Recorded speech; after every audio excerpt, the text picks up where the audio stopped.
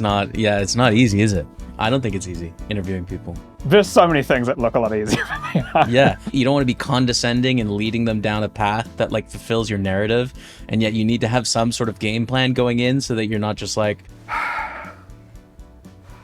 Susan, great having you on the show. I don't have any more questions. Simon, do you? No. Good. I'm going to let you go. I'm happy to talk more. Nah. You don't want me to stay for the phone? Nah. Instead, let's talk to viewers and ask, what do you dream about? Yeah, I did a podcast for like 50 episodes. I interviewed Kevin Hart, man. I interviewed some big hitters in poker. And it's just like, man, this is really hard to do, especially because it was like a side gig. And I was like, I don't want to do all the research necessary for this. You know, this is a lot. I think the skill sets from streaming are more transferable to interviews than like produced videos like I do. I remember when I first met you, it felt like slipping into a warm bath, comfortable, calming thing, which is like, it's really weird. It's like witchcraft, you know, like, ooh, you're gonna just feel like listened and understood. Did you always have that? No, and I might just be explaining after the fact, like this might not be the case. I think back to when I was growing up, my mission at that point was be Tiger Woods, right? Like be the best golfer in the world. Our family had a cabin in interior BC. There was like a really kind of shitty like 9-hole golf course. And I was the only one on this mission to be Tiger Woods. So I'd ask my parents to drop me off at the golf course, and you'd have every walk of life possible just stopping in to play 9 holes. Families, single weird dudes, right? You'd have ladies groups that are playing. How often do you play? Never. This is my first time. So I just get paired up. And when you're playing golf, you got to strike a conversation for 2 hours or else it's going to be really awkward. And I think that really helped me from an early age develop the ability to like elaborate for 4 or 5 minutes on a thing and get beyond how's the weather, or did you see that sports thing, you know? I was just on a fucking phone call with a couple of Norwegians. Jesus Christ, those people, like, they're so like, yes, right. Like I'm doing all the work here. You're kind of interesting because like you aren't like volume out. You do run the two-way street thing. So you're like good at the listening as well as the talking. I think that's a really unusual skill set. Thank you. You should have just replied with like a total non sequitur. Anyway, I was very disappointed that my dad wasn't like Tiger Woods' dad. That's probably why I failed. I've got dad problems, by the way. You know, there's something that reminds me a little bit of streaming as well. I don't find myself to be a funny person, but there's something about streaming that I imagine would be similar to like stage time as a comic. You're getting questions and things thrown at you. What's the last movie you saw, Alex? Unborn. Unborn. Last night sucked. Oh, it sucked. This guy loved it. You know, you'll have people that throw like negative things at you and they can see your face and you have to like read it. And sometimes you read it out loud and you're like, oh, I really wish I wouldn't have read that. Go fuck yourself, San Diego. Like you just have to make it out of that situation. So I didn't realize when I was reading out Steve 88 that was a neo-Nazi. no, exactly. Like this Let's Go Brandon thing. I'd never heard of this, but this is apparently a thing that's going on in the US. As you can hear the chants from the crowd. Let's go, Brandon. So someone just dropped a message like, hey man, can you do a shout out to my friend? So I was like, okay, yeah, like, let's go, Brandon. Like, good for you, man. And then people in my chat are like, oh, you didn't know this is a thing. It's like the streaming equivalent of like tricking the substitute teacher, Exactly. calling a kid like, You, Janus, turning 10. We'd mentioned... I'm sorry. It's one of those. It's one of those. I think you're right. PD pants or something like that. Bend over, yeah, all that, yeah. Merry Christmas and let's go, Brandon. Let's go, Brandon. I agree.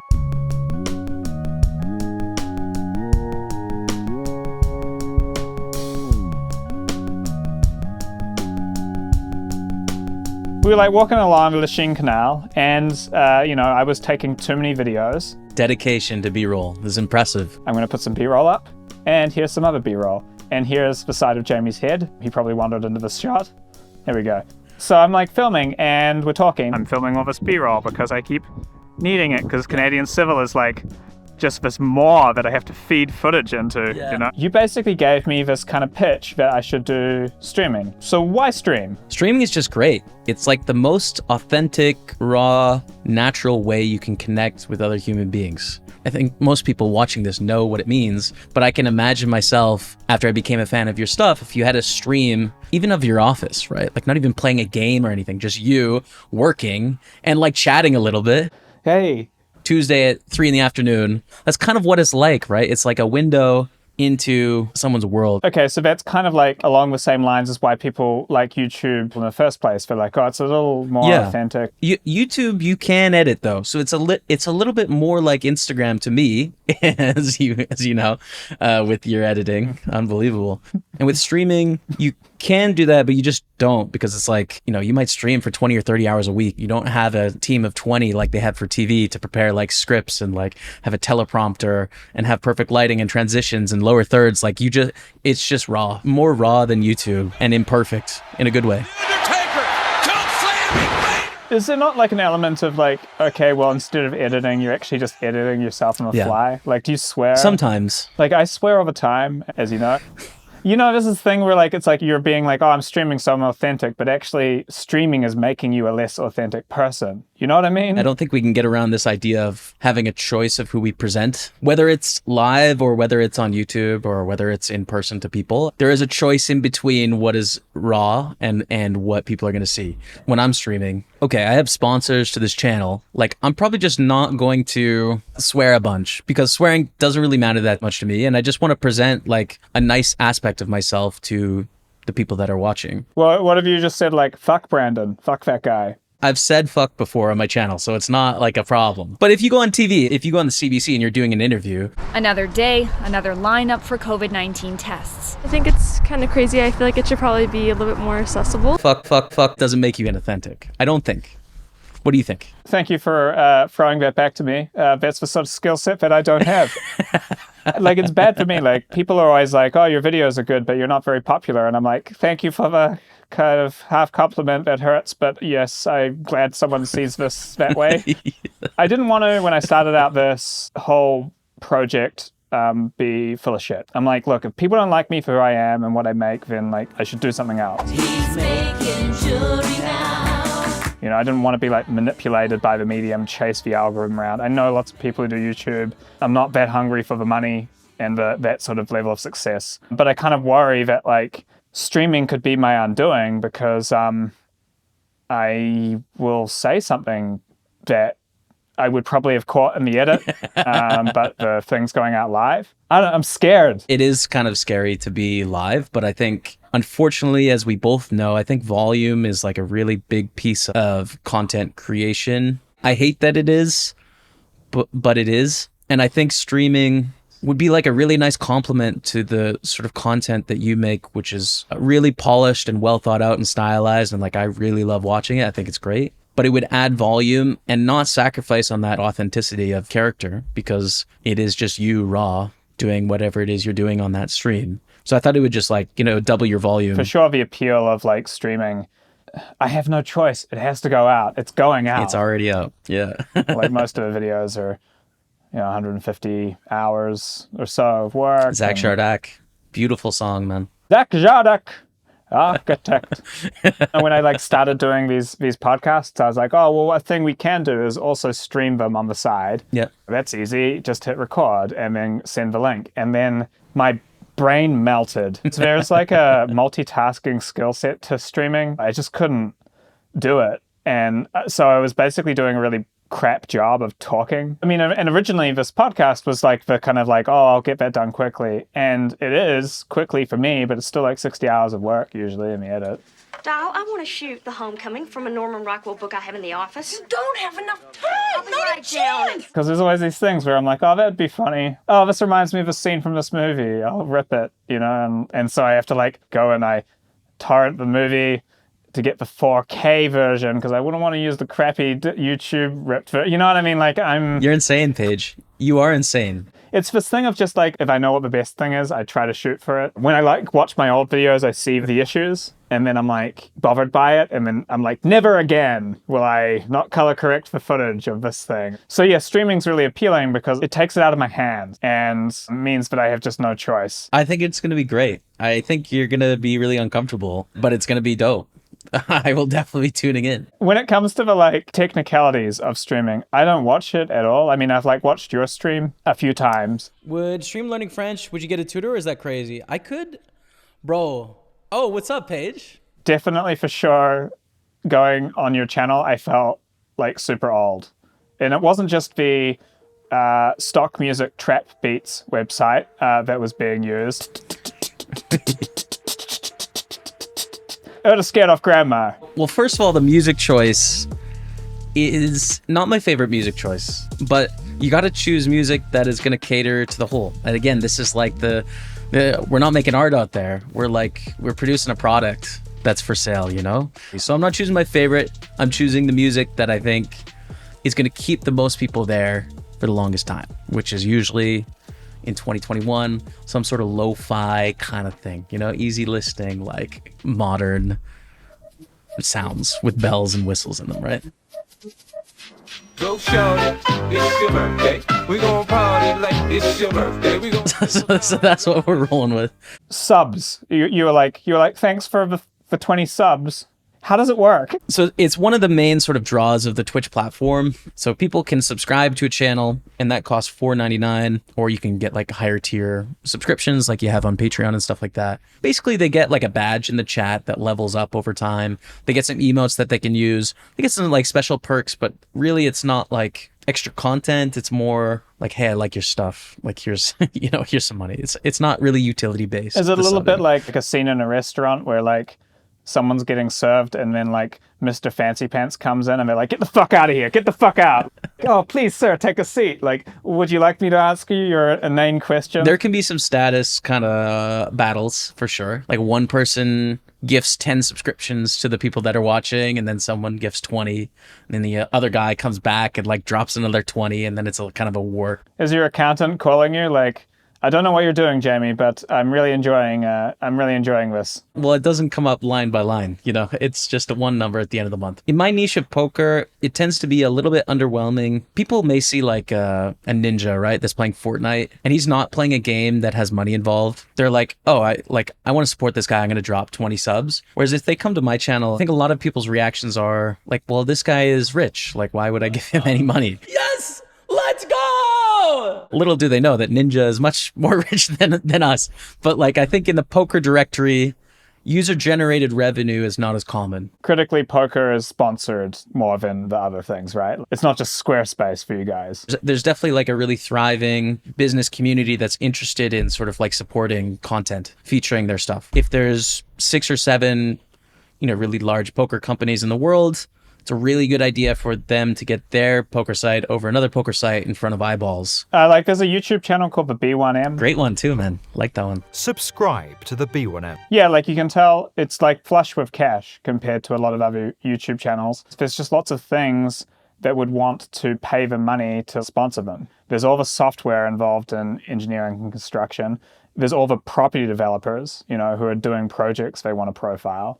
And it's like no knock on them, but you can just tell like there's certain fields where you have a lot of doors to knock on for getting like sponsored. Poker is definitely one of them. Flight's another one too, man. Like airlines, and I think those guys are crushing it. Yeah, like point guys and like different airlines, first class, business class, like reviewing stuff, boats. Yeah, I was just gonna say like super yacht reviews. Do you ever get those videos on YouTube of like the huge houses in New York and stuff? I went to the States recently and the guy's like, so what do you do? And I'm like, I make YouTube videos. And he's like, what sort of YouTube videos? And my friend's like, some stuff on housing and stuff. And then the guy was like, oh yeah, I love watching property YouTube. He's like chit-chatting and stuff. And you know that thing where you're just like, yes. YouTuber is always my answer because it's easy. If I say poker professional, I'm going to get a lot of questions. If I say streamer, they're going to be like, what's that? And then I'm going to have to explain. So just YouTuber, usually people's eyes light up like, oh, I go on YouTube. That's cool. Yeah, I've replaced a doorknob from a video I Googled one time. Love YouTube. And you're like, do you do that? And you're like, yeah, sure. You must have seen my stuff. Anyway, can I go into your country now, please? I want to sit in a Starbucks and upload a video for 3 hours.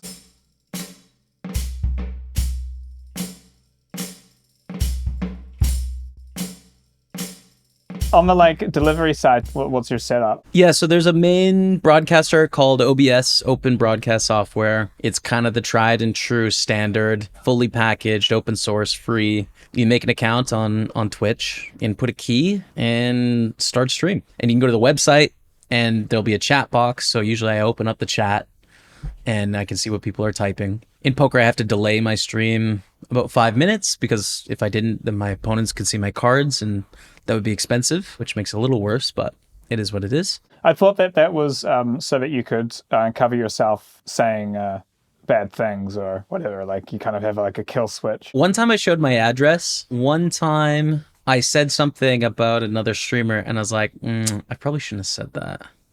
Like it was like a salty or like demeaning thing. So I just like shut down the stream. And then I was just like, oh, internet outage. I'm back. I'm back and I have a better attitude. But that's it in 7 years, really. There's this kind of comfort, I guess, to knowing it's there. Don't do it, man. Go live.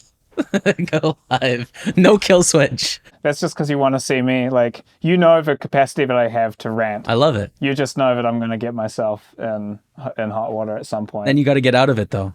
And that's the learnings. Like, okay, maybe I overstepped there a little bit, but this is really what I meant. No one who wants to take you down is going to be like allowing you to fix yourself and put that thing in context, right? He's a dog person. We knew it.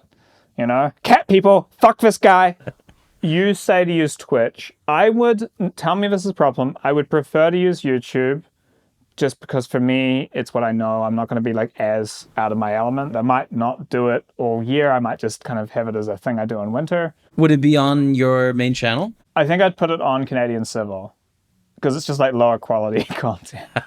It's like the main channel is like, I think all people should watch this. And then Canadian Civil is like, if you're really into what I do, you want to see behind the scenes or get some extra stuff or meet my friends. Our definitions of edited are very different. But then why don't you do both for distribution? It goes live to both. You just open both chats and people can kind of choose what they want to choose. See, I don't know these things. People definitely do it. It's definitely not difficult. I'm like a partner with Twitch, so when you sign your partnership contract, it has exclusivity, essentially, if you can't monetize streams on other platforms. Some people stream on 5 or 6 sites. I don't think it's worth it. I think 2, maybe 3, and that's it. Like Twitch is king, YouTube, and then Facebook maybe if you want to get extreme. Can you like set it up so the chat messages at least come into one location? Yep. Yeah. I mean, I don't think anyone's going to be in the fucking chat. That could be possible, Paige. It could be possible. I don't know. Today's topic is the diameter of sewage pipes. I think, controversial opinion, too wide. Sewer inspector 88. I'm like, it's a fucking neo-Nazi sewer inspector. He's showing up. Fuck this guy. The app that we're using right now, Riverside, has, I think, a connection to Twitch and to YouTube that I think I can add to it. Can I just use this? OBS is the thing, bro. You can make a full news production on OBS. Like, you can do anything. It is not what newsrooms would use, but you can certainly do it to do everything you see on TV. You know, my OBS has a lot of complexity because I have all these different things on my scene. So I probably have like 120 different files that are all sitting on this thing that I can turn on or off, or like video transition in. You have really unlimited potential with OBS, whereas using like a third party like this, it'll make it simple, but I mean, you edit videos, like it's much easier than editing videos. It's a simple sort of canvas and like image. There it is. You really know how to sell a guy on using a thing. But Paige, it has tons and tons of things that you could obsess over. Ooh. Oh, good. That's it. Is it possible to have OBS set up with like a person in the room who's kind of doing the like production, and then I can kind of concentrate on just talking? I think like a really simple solution though is like, so I use this mouse right here, right? See that? It's got 12 buttons on it. I have scenes on different buttons. So if you wanted like a straight to camera and then a wide shot that you wanted to switch to, like you just put it on your 1 and 2 button. Like, I don't think you need a producer, but you could get one. But like, you know, I switched between 12 scenes just with my thumb, and it becomes like muscle memory. It's not something you really got to think about after a day or two. Yeah, but the thing is, like, you do it all the time, and I'd only be doing it like once a week or something. And I have kind of a goldfish memory. I think it would just kind of, each time I use it, I'd be like, how do I, again, oh shit, It's a wide shot, and I'm like not wearing any pants. Whoops. YouTube bans me. I don't know why you would eliminate that from your stream. It's raw, dude. Do you guys want to see some raw? I'm more thinking like, oh, well, it's good my girlfriend's helped me out with things before. I think she would be down to help me out. Like, once we kind of ironed out the kinks, then maybe I could do it myself. But, you know, it might just be kind of like, this is our relationship now, Andrian. You're going to switch between camera angles while I talk about surge pipe. She's just trying to not fall asleep. Hour 3 of surge pipes. Do I come out and go like, hi, today we're talking about hamburgers, and here's my hamburger thing, and like, or do I just go on and be like, hey, what's up, guys? That's why games work so well on Twitch and why it was built from games, really. They fill a lot of time, right? You can watch someone play a game and it's enough to carry a narrative for several hours. So these new sort of genres have popped up, like talk shows and like podcasts and like stocks and crypto. But these, you need to think about, well, what am I going to do for several hours? Especially if you're starting from scratch where you might have 5 people watching. 1, 2, 3, 4. So you might not be able to rely on that engagement of the chat to sort of fill the time and move forward. 2, 3, 4. I think you could probably work through some of your video ideas. Like, I've been thinking about this thing, and you could riff on it, and you could sort of make an outline for like a series that you're going to make as a film producer. I think you could even do editing live. Like, I've got this video and you're editing it and people can watch you edit it and change it. And like, you're talking with people while you do it. You could do interviews. Do you feel that being nominated for Most Epic Ass shortchanges your other ass qualities? You could have a chat like we're having right now, periodically and consistently. That sounds hard. What? You know, you're having to kind of like talk while editing or and do the interview. Like, and it's like, this week I'm learning how to interview even though I'm not good at that. Like, I think about what it'd be like editing for you, right? You really regurgitate like what goes into your head. Like, that's the skill I think that is developed often by streaming. So in that part where you input like a song earlier in this podcast, you would play it and you'd watch it with your audience and you'd be like, I think I know the song for this. I've got to input this song. Do you guys know that song? Right? Like, that's what would happen.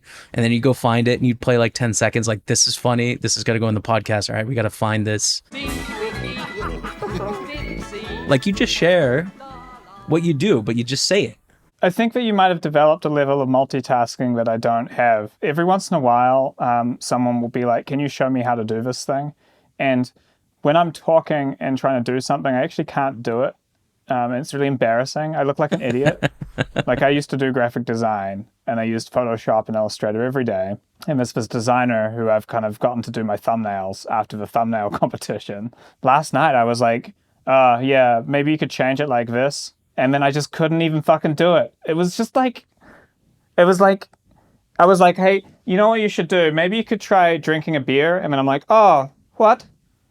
Oh, anyway, don't worry about it. I think that that's a skill that you've either learned or you have. It might be the case. I don't know, Paige. My sort of trial was just get out there and do, and like it really sucked in the beginning, and then I just figured it out as I went, basically. Just like your parents dropping you off at the golf course. You get out there and suck, Jamie. Proud of you. Anyway, and we just peel off. Exactly. Yeah. We'll see you in a couple hours. How's he doing? He's a terrible golfer, but a great conversationalist. All right, maybe he's going to be a YouTuber. What's YouTube? It'll be invented in 10 years. This is actually another thing. When I first met you, I thought it was going to be like, wah, wah, wah, wah, wah, like extrovert sort of, thing. I was like, oh, the skill set is like being able to like create a show, a one-man show in this one person.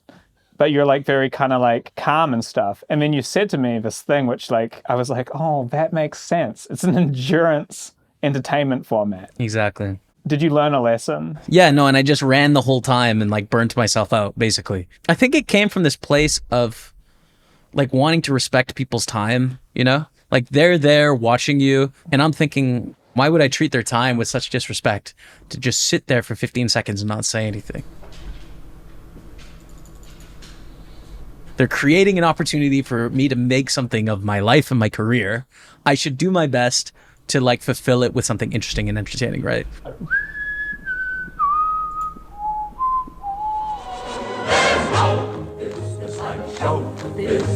So like that made me self-conscious and made me have to like fill time and to elaborate on these small ideas where you would just say, like yeah or no in life a lot of time. Well, here's what I think about when I think about that. Could be this, could be that, that has developed similar to this answer from streaming. But not going into it like super aggressively, like because you can't do like 6 hours of that, or you're like, I mean, have you ever lost your voice? I've really screwed up some vocal stuff. I used to do consistently about 40 hours a week of streaming, like 5 days in a row, 8 hours a day. When you get excited, you're sort of yelling, you're pumped up. Come on! And yeah, towards the end, like your throat it's a lot of talking, like way too much talking. If you have like a really good tournament, you're more likely to lose your voice. 100%, yeah. What's your regular kind of viewership as you're doing things? Highest average amount of viewers peak would have been like 26 or 2,700 on any given hour would be my average. I'd say right now my average is like maybe 450, 500. But if I wanted to make that 1,000, the answer is pretty obvious. It's just like balancing all aspects of life in terms of what's more important, doubling my viewership or...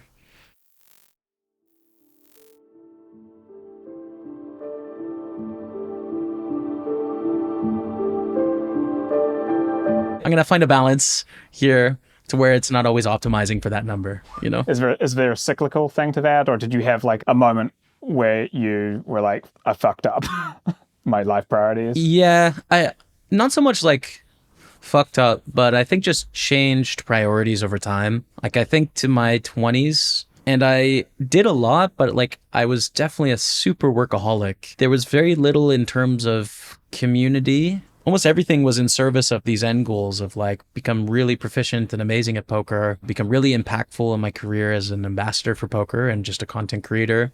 I think with age, with a bit of therapy, with a bit of learning, I've come to be more well-rounded and do a few more things for myself as opposed to in service of these big end goals. You can kind of find everything bent to the like target of like having your online social media fueled career, and it can make things a bit confusing because you're like, am I friends with this person or am I just, things get muddied. I mean, like this is a good example. I think it's very important to be friends with people who live in your city and like talk about your city.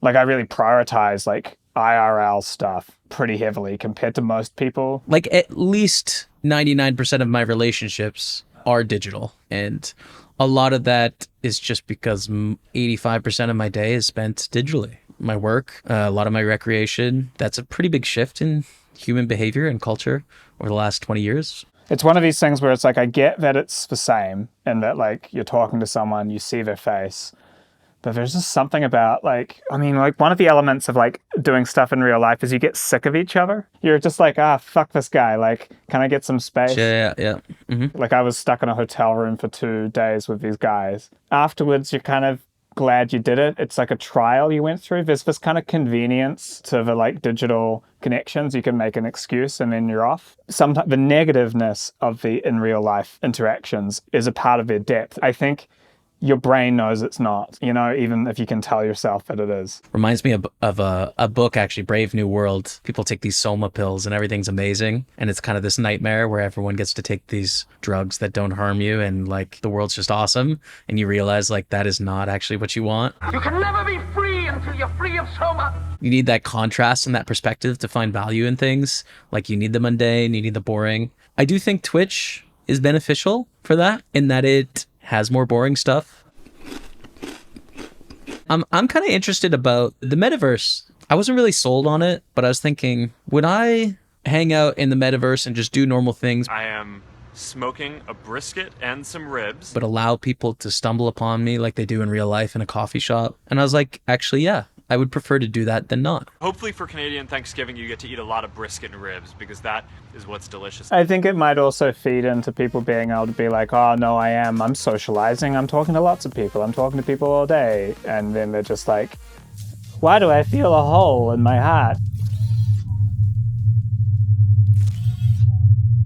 At some point, we might be able to figure that hole out that isn't authentic yet. I mean, like last winter, for example, like during the COVID thing, I like called up my friends, like pretty much everyone on my Rolodex and chatted with them. And I felt great. It was just nice to chat with them. And it was still all online and still for a screen, But yeah, for sure, I don't know, there's something to it. I like the things where you're like, the old people, they're not all wrong about things. Yeah. A good example would be church, you know, like people are not really very religious these days. You got to replace that with things, you know, you can't just be like, okay, well, I don't believe in anything. I guess I believe in capitalism. It needs to be replaced with like, oh, I help out at the community bike shop, stuff that you do for your society. And I think a lot of the time when your society goes through a change, like religion losing its prominence, there's this in-between period where people are at a bit of a loss and they're trying to fill that hole. Well, what do I do? Where's my kind of outside of work friendship group going to come from? You got to, okay, maybe it's, you play golf, your golf buddies, that's going to be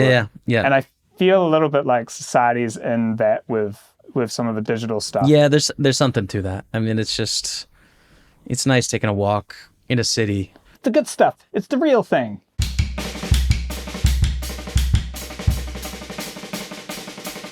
My fiance unfortunately lost her father sort of unexpectedly to a heart attack recently. So she went to the UK to spend time with family and sort it all out. So it's been very bizarre because it's like almost a transport back to like the first time of when I was streaming. After about a year, I moved in with other streamers and or my brothers. And since then, I've lived with roommates that are all doing similar stuff, like creating things. Rebecca works with me too. Whereas right now, I'm like completely solo. Like I wake up, the house is silent, there's no one there, and it's just like a blank slate.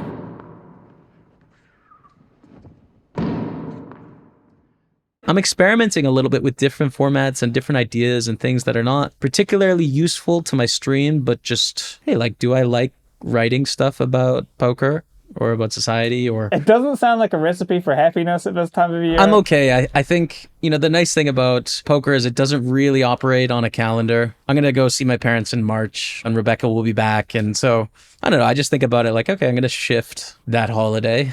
It's really what you put into it, the holidays, isn't it? You know, that's what I think it is. So it's like, okay, I'll just have Christmas later. It's fine. So I'm in good spirits. It's just weird. I mean, it's not like you're waking up and being like unmotivated. It's just so solitary when you live alone and there's no one else with you and you're used to there being people there. Is the house getting messy? Bro, I'm on it. You know what I do? I play audiobooks and I do chores for like 2 hours just because I'm loving the audiobooks, man. A red dog on a blue tree.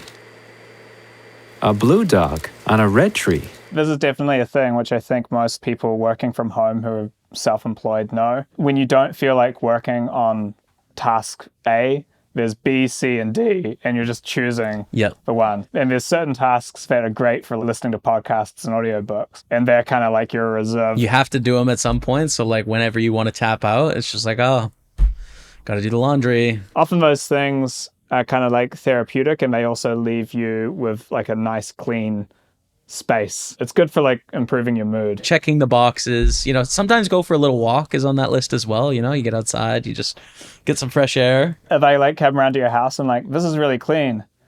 Man, you've been really depressed. Sorry about that. So I've had a little bit of, I don't know, I've had a little bit of a hard time this week since coming back from the States. I'm kind of hoping this streaming thing will help out, you know, like kickstart things. But I've been really angry and it's not really conducive to like the sort of content that I want to make, unfortunately. It's a very useful emotion in motivating you. Like it exists for a reason. Why do we get angry? Well, we're frustrated with a thing. And it's just like the passion and that, well, I'm just outrageous, you know, like whatever. When like you're angry at the government's response to a pandemic, but what you need to be angry about is like the government's dealing with housing.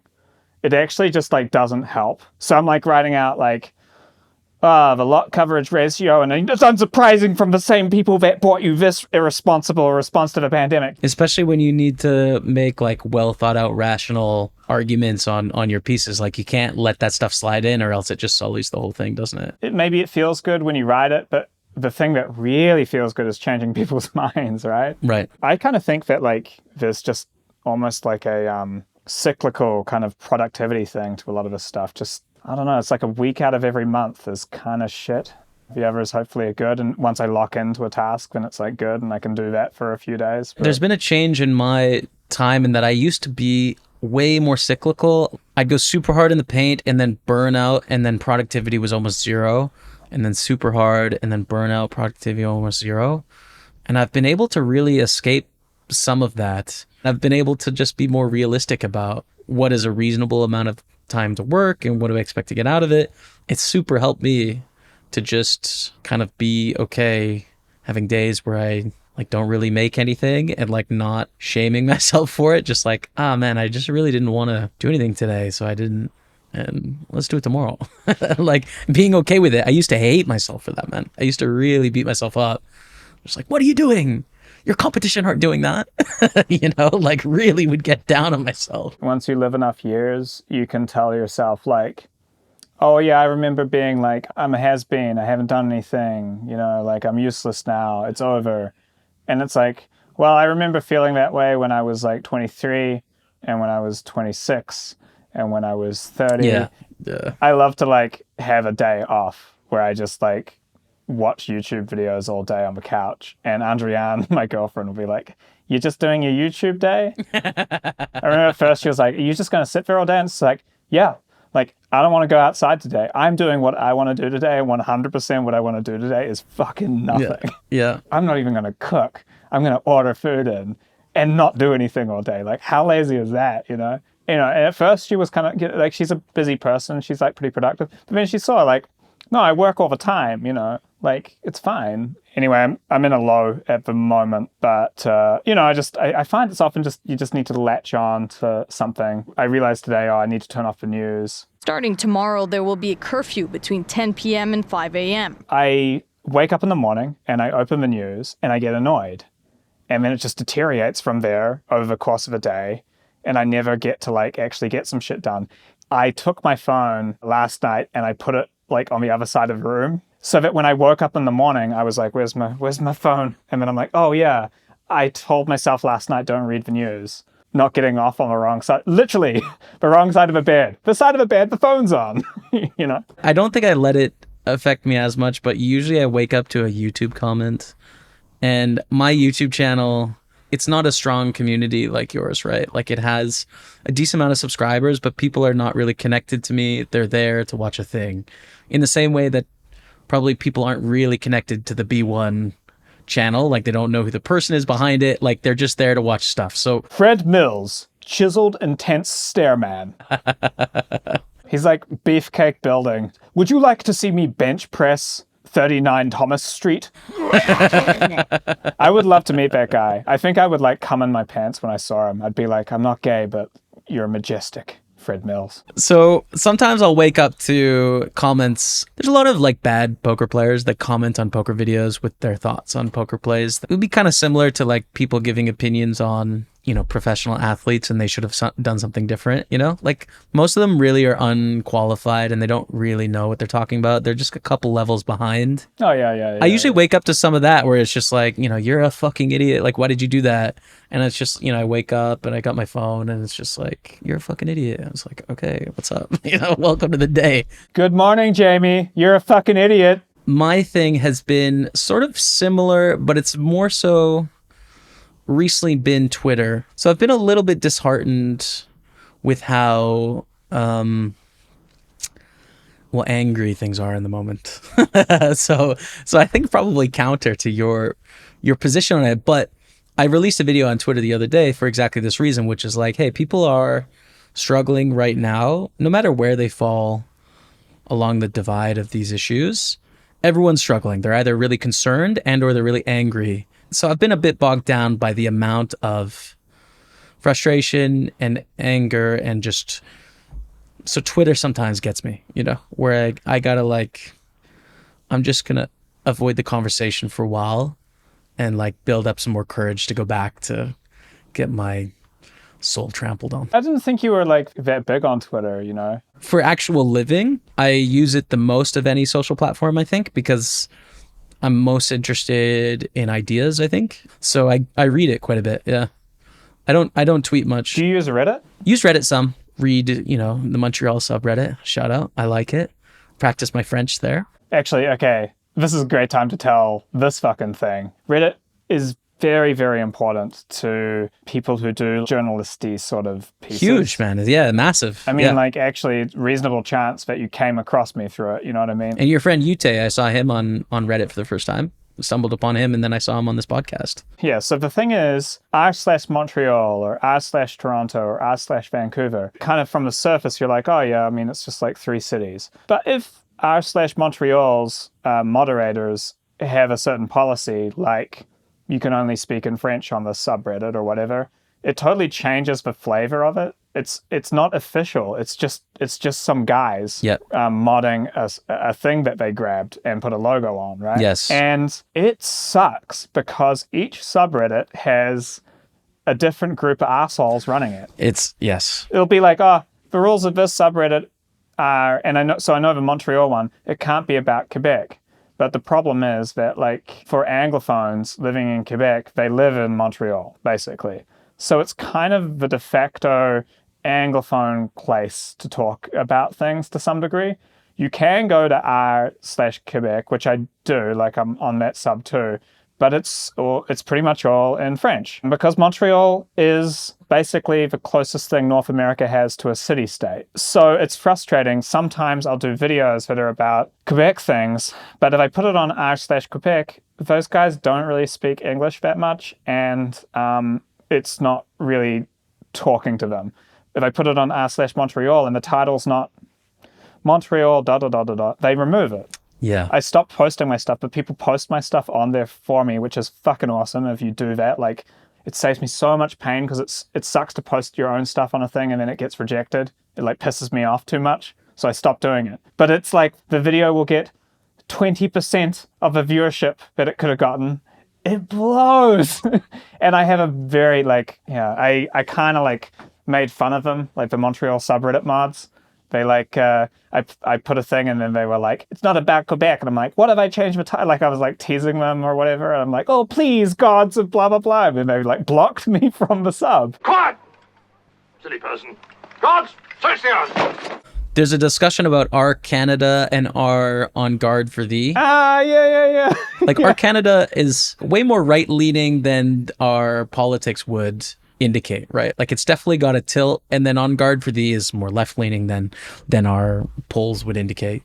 So it's just separated into 2 national subreddits. I think I posted a video. It's like I posted it to like On Guard for Thee with like why capitalists are bad, and then like you post it to R Canada and it's just like why Canada's the best. You're right. It's just like there's some problems with Reddit for sure. Like the centralized power over these very important subreddits can create some really bizarre scenarios. And then I think this tenet of Reddit of like, oh yeah, you can't promote your services here. It's just like, do you guys understand how this game works? If you get your stuff seen, you understand how much money that's making the content creators. You know, some people make like thousands of dollars from Reddit exposure. It's like, guys, let's not be naive here. People are making money on this website. Cut the crap of like, oh, this is all altruistic. It's like just a community. The thing that's really interesting to me is there's no Montreal subreddit that's not our Montreal. I mean, there's like this one called like Montreal for All or something like that. It's got like 10 people in it. Is the revolution from the R Montreal sub. Yeah. It's all the grumpy people who got banned from r/Montreal. They like blocked me for whatever period of time. And I was like, God damn it, guys. Like you can watch me in person, like on my videos, like you can see my neighborhood. Like I live here. I'm a guy. I thought about doing this as a Canadian Civil episode in its own thing. Who are the moderators of these subs? You know? And yeah, unsurprisingly, they keep their identity pretty secret. But I figured out who one of them was. You know, I figured out who the guy was who blocked me. Enhance. Just print the damn thing! But it was really hard. You know, I had to like the username on an old thing in the Internet Archive because he'd since deleted the account because he knew that someone might come sniffing. It's so fascinating because he's like a random dude. He's just like, I don't want to like give any details out, but he's a random guy. He's a bank teller, you know what I mean? Yet he has the total life or death of like someone's creative career control. They have these nobodies that are kings of this little castle, and they have this kind of like, no, the rule is so clear. And you can always do this thing where you're like, last week someone fucking posted a picture of a pack of smokes in a porn mag. That went up. Yeah. You're not the Supreme Court. You guys are human beings, and sometimes you let shit slide, and sometimes you don't. And they're like, no. Interpretation of the rule, there's so much room to go either way. How much business do you think comes from like the Montreal subreddit? You know, like random businesses that get featured or YouTube videos. Like it's millions of dollars a year that get generated through awareness from that page. Maybe there's somebody, you know, maybe it's Celine Dion is running it. Céline Dion, là, c'est un trésor national. Un vrai ange. On aime quand c'était notre propre mère. At least some awareness of that would be reasonable, as opposed to this like head in the sand, like, no, this is a platform where there's no money that exchanges hands. We all just do this for fun. If you decide to manipulate it, you can very easily. And I just decided not to because I felt, whatever. It's like, I don't really want to do this. But this is how to manipulate Reddit, by the way. Go out, take some nice pictures around a town or of a thing. Then you go to the subreddit and you're like, I'm visiting from fucking Dorksville, and I arrived and I saw this thing and I thought it was so cool. Then you create another fucking fake account, and then you go on that picture and you put as the first comment, oh yeah, I did a video about this. Yeah, boom. Because people always open the thing and then there's the comments. Then you create like a bunch of other fucking fake accounts with a VPN and you upvote that comment. We all know this is what's happening, bro. Like we know how many corporations are behind some of these things on the front page. Like it's just so obvious. I would love it if you could just post like, hey, I'm Paige, I make videos. Here's my new video about this thing. Like, I don't understand why that can't be a thing. This is when I realized that I poured my heart and soul. I worked for like 3 months on my proportional representation video. And I didn't do this because I wanted to make money or wanted to be famous. I did it because it's fucking important. I had 2 places where it would count, the Quebec subreddit and the Montreal subreddit. I messaged them before I posted it and said like, hey, I've been like working really hard on this thing. I'd like to post it on your subreddit. Is that okay? I should have posted it and then begged for forgiveness. Like other people have posted it and then they just kind of knew like, oh yeah, remove that video. I could have done this thing where I went and was like, okay, I'm going to change the name of the video to like how Bill 39 impacts Montreal. Yeah. And put it up there and it would have passed their filter. Yeah. Exactly. You can manipulate that system. It was just like, this is what I did that set them off. I said, r/Montreal, kind of a de facto Anglophone home in Quebec. And they said, no, it's not. Montreal's bilingual. What, you know what I mean? They misunderstood me. I'm like, no, it's not that. Yes, Montreal's bilingual. It's just that this just happens to be where all the Anglophones are. There's the Venn diagram, the bubble's basically inside it, right? So just totally backfired. I don't know what happened. And it sucked. Basically, it's like the video got seen by, I don't know, say like 4,000 people. If it had gone on the Montreal subreddit, it probably would have gotten twice the views. Maybe the guy was like politically aligned with like with the Liberal Party. I don't know. I don't know what I did wrong, you know. But like it's the element of being like I did something wrong. This isn't. Anyway, have you had a thing like this where you got like modded, where like a mod came in, like a person not part of a community just like fucked up your shit, and you're like, this rando, it just fucked my shit up so bad. Well, there's definitely a lot of political stuff in the Twitch poker community, you know, that sort of happens behind the scenes that people don't really see. Like there's this thing that happens on Twitch of hosting where you go offline and you send all your viewers to one person. So that sort of falls along sponsor lines. So my sponsor's Party Poker, but then also you can tell if people aren't getting along based on who they're hosting. Like there's all these sort of political boundaries that you need to navigate because you're all friends. Well, you're mostly friends with people. And yet they are your competition. Do I support my friend, which hurts me? Or do I not support my friend and then I'm the asshole? It's just a weird thing. Like viewers on Twitch are sort of capped in a way that they aren't on YouTube, right? Like you might have 20,000 people watching poker at a given time. And those 20,000 people are going to be split proportionally depending on who's streaming. So if I'm streaming, there's a new poker streamer and I share my 500 people with the new poker streamer, the next time I stream, he might convert 10 of those people to be in his community. I now have 490 viewers, right? And I've lost 2% of my audience indefinitely. Because you're in like a real volume game. It's like, I don't feel like I'm in competition with, say, like Yute at all, because he makes one 15-minute video every 2 months. no one's going to be like, oh, I'm going to watch Vyute's video today instead of Paige's. Like, It sounds like you're just talking smack to Yute. we're giving 2 almonds, you know? It's like, here's Yute's almond, here's Paige's almond. We'll see you next week. It's like, you're going to eat them. Do you want 6 almonds? We create so little content. Whereas you guys, it's like, well, if Jamie's streaming like 30 hours this week and this other guy's streaming 30 hours, you're probably not going to watch 60 hours. Yeah, exactly. It's like network TV, kind of. Well, and I think YouTube gets there with enough competition in a niche. You want to lift people up and you want to build people, and that's usually just my policy of like, do the thing that hurts you because it's just what's good for the game and for the world and stuff. But you can also be a dick and maximize your dollars. It's a choice as well, but it is a choice. I think you kind of end up in a situation where it's a little bit of a kind of a prisoner's dilemma almost, where you both will lose if you start to kind of not help each other at all. Like the whole thing will suffer. The conclusion to prisoner's dilemma is sell out your partner immediately. The thing is, it's not a true prisoner's dilemma in that you can communicate. True. Yeah. It's not like it's a prisoner's dilemma where you get the one verdict handed down and now you're in jail. It's every single day there's another one. So you kind of learn over time, I think, like, okay, it's reciprocal. Altruism will actually pay off. It's very tempting to get kind of pissed at like the other YouTubers that, like, if you're like, oh, this YouTuber doesn't really align super well with me on this thing. But a lot of this stuff kind of seems like the tyranny of minor differences. We're all pulling the same direction generally. Some of the people have government-heavy solutions. Some people have business-heavy solutions. Generally, the world's better off for it existing, for people caring about this stuff. Yeah. But I can tell for sure, I get reached out to by YouTubers who are centristy, right?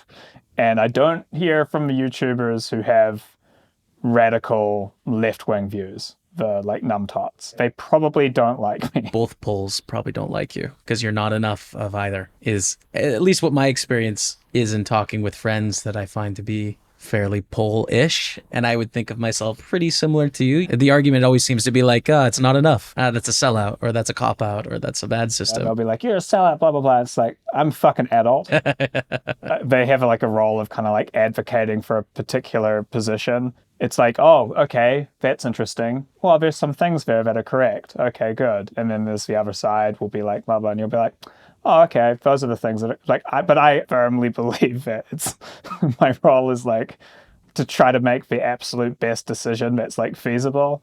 And like, that's what separates me from other people. Like, I'm trying really hard to be like, this is doable. We can do it in the next 10 years. I think underlying a lot of these conversations is people arguing about like what our values are. Where I struggle, I feel like sometimes to have fruitful conversations is when people are arguing to an end goal in benefit of some philosophy or some value without being able to like give credence to the other value. Like a super obvious example is, at what expense do we prioritize public health in relation to liberty? Where's the line, right? And like people that argue so strongly on one side or the other, if they're unable to see the sacrifice on either side, I struggle to have a conversation. Well, you know, when you're having a conversation with someone and they're like railing on something and you're like, oh, you don't actually know anyone who actually is opposed to your position Right, on yeah, this. yeah. I like libertarians. I'm not a libertarian, but I like them. The reason I like them is because I've known a lot of them. And I'm like, okay, they have this view and they think that the best way to work out things and the best way to run things is this thing. Yeah, it's a way to do it. It's kind of fun. I don't think it's super feasible overall, but like I like them. They're like interesting, you know, and they're right about a bunch of things. So you just take the things they're right about, you know. But yeah, there's other people who are just kind of like, I don't know, you're talking to them and you're just like, man, I don't think you've fucking ever talked to a redneck. Those are the hard things I wish more people had to deal with, where you're like trying to reconcile things that are abhorrent with things that are wonderful. I always encounter people who just haven't gone through that. I just don't take them seriously if they're not conflicted. They come from different places internally, and it's just we've all got to coexist with a rule that fits all of us. It's like, it's tough, man. I think a lot of people, when they get into those conflicts, are like, well, I'll write them off. Yeah. I mean, I wouldn't want to be fucking married to them, but like as a friend, if you can't maintain that relationship and on all these other things, they've done a good job and they've been there for you and they are moral and they've got this value set that like kind of is consistent, like that's kind of a challenge. That's what not being an echo chamber is. It's a super difficult part of I think modern life on social media is determining, do I want to create this fantasy land of my reality? Because you get to create your own reality in terms of who you interact with and who you follow and what you consume. Like you get to choose the world and the way you're going to see it. And like, do I want to create the world the way I think it should be, the world that I enjoy, or do I want to leave myself exposed to all these aspects of the world that don't make my life better on a day-to-day basis?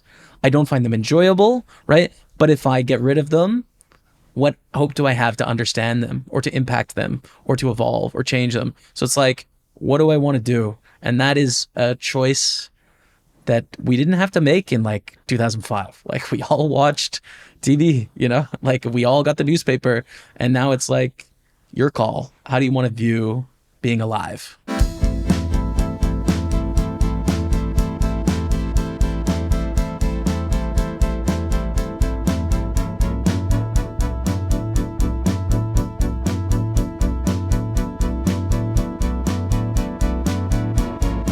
Have you heard my roommates coming home this whole time? I heard a brief little bit, but it wasn't a thing, bro. It shouldn't be a big edit. I would say it'll just add maybe 70 hours to your workload this week.